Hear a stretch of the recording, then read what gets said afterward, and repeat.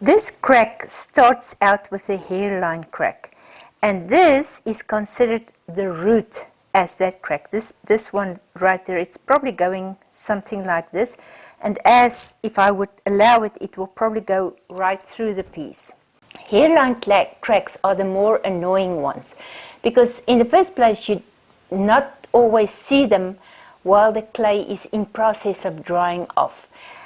While the broader ones, if it's open, then you can get into it. So the root of this crack at the moment sits about there.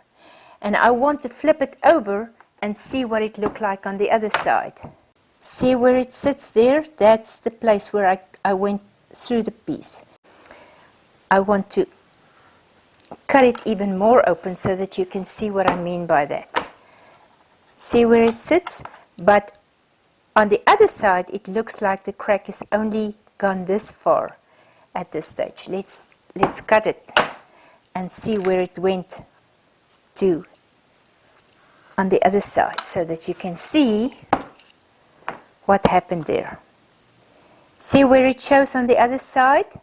So if this was the exterior of your pot and this side the interior, then you would have thought that the crack is going only till there, but in the meantime the root of it is right there at that area. That is at the moment. But if it goes into the kiln, there's a good chance that this crack is going to go even further.